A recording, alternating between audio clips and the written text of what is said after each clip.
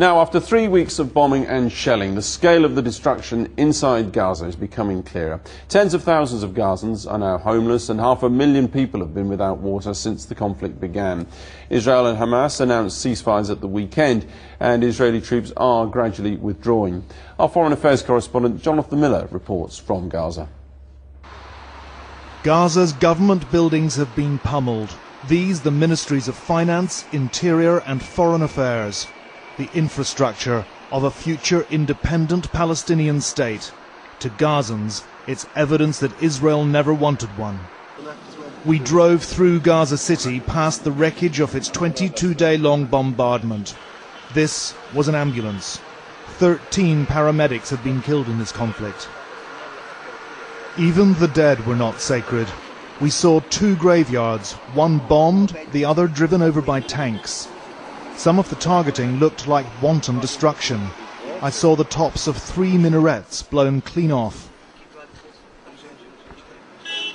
We arrived at the UN-run Bet Lahir primary school, which took direct hits on Saturday morning, the very last day of the war.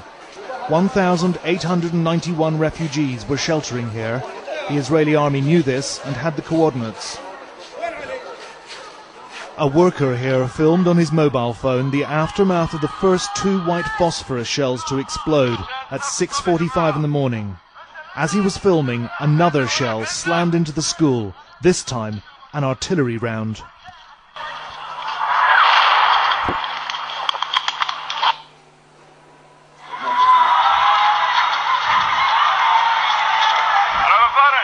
It caused mayhem. Ambulances already on the scene, caught up in it all.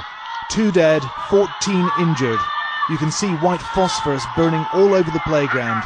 Another 2 bombs then exploded. 4 more were killed just outside. Bet Lahir was the 3rd UN school to be hit and an act condemned as outrageous by the UN Secretary General. The school authorities have been gathering up some of the shrapnel and shell casings of what hit the school in the incident of the 17th of January.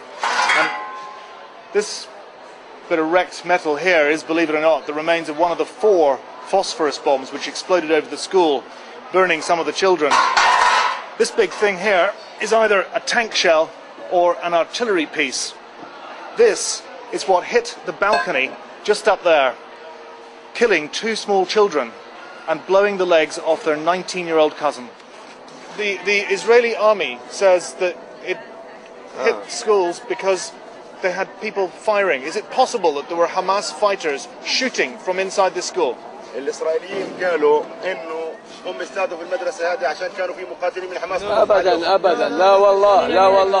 Absolutely not, they said. There were definitely no militants in here. People were sleeping. There was no gunfire. The Israelis insisted to us tonight that they only fire at schools when they're fired at first. Mahmoud is 13. He was badly wounded by shrapnel at the start of the war. 3 weeks later, when the bombs hit the school, he suffered white phosphorus burns. I was washing my face upstairs, he told me. I'd just gone into the schoolroom when the shell hit the balcony. When I escaped outside, the phosphorus bomb exploded. It went on my arm. There's quite a lot of this white phosphorus still lying around, and days after the bombs were dropped, it's still extremely dangerous. Watch what it does when it's exposed to oxygen.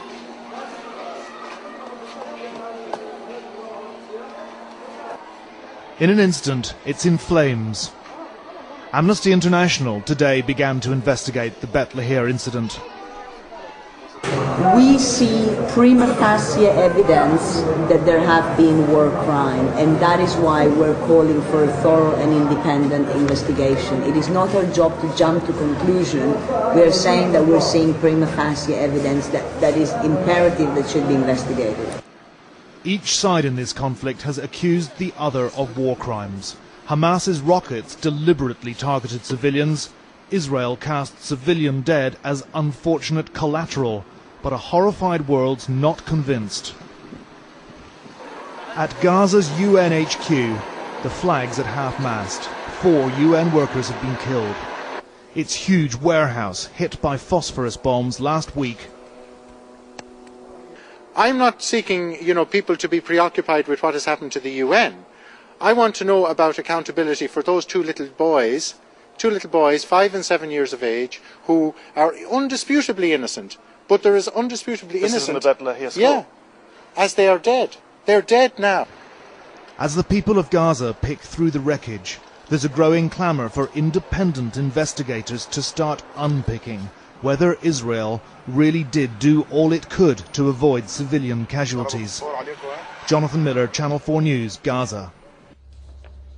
Jonathan Miller there. Well, Israel's Foreign Minister Tzipi Livni said today, and I quote, "Israel had to carry out this operation. I am at peace with the fact that we did it." Asked about the civilian death toll, she described it as the product of circumstance. And she said again that she blamed Hamas for fighting within population centres. Now, after the break...